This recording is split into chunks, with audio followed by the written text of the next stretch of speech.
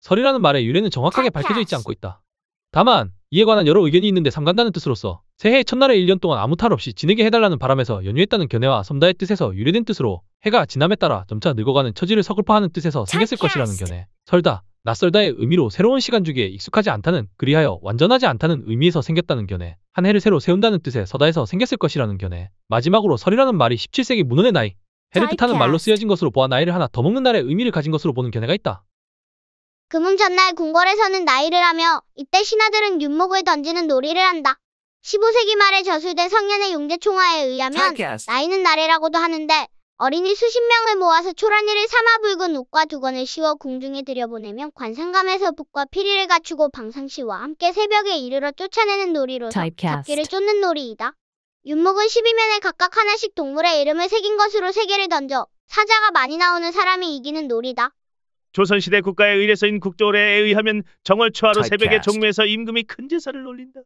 날이 밝으면 궁궐에서는 왕이 왕세자와 문무백관을 거느리고 북쪽을 향하여 망굴례를 행하고 이어서 왕은 왕세자와 백관, 왕세자빈으로부터 조화례를 받거나 지방관들에게서 올려온 박물과 전문 등을 받는다.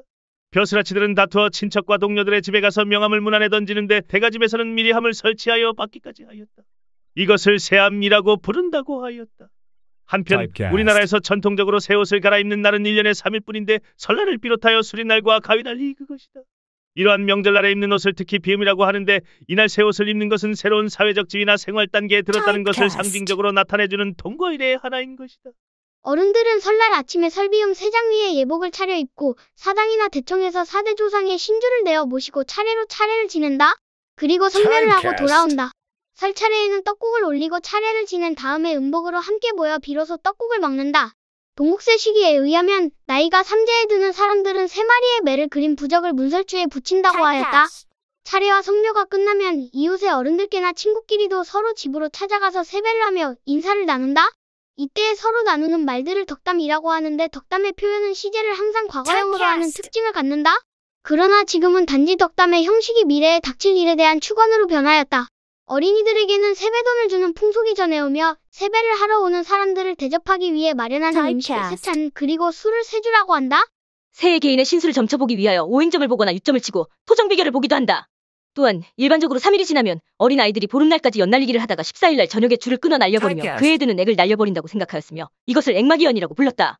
설을 지내고 3일째 되는 날에 일반 농촌이나 산촌에서는 마을고사 또는 동제라고 하는 공동제사를 지내고 집집마다 찾아다니며 농악을 치고 고사를 지내는 지신밟기를 하였다. 지신밟기를 할 때에는 집집마다 조금씩 쌀을 내놓는데 이것은 마을의 공동자산으로 삼는다.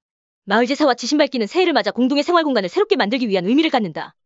설날 차례상과 세배 손님 접대를 위해 여러 가지 음식을 준비하는데 이 음식들을 통틀어 세찬이라고 한다.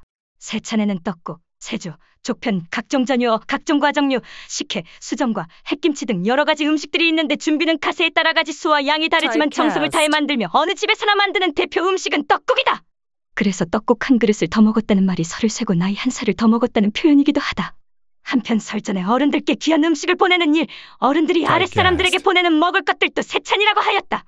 그때 보내는 음식의 종류는 여러 가지가 있었으나 대표적인 것은 쌀, 술, 담배, 어물, 고기류, 꽁, 달걀, 곶감, 김 등이었다.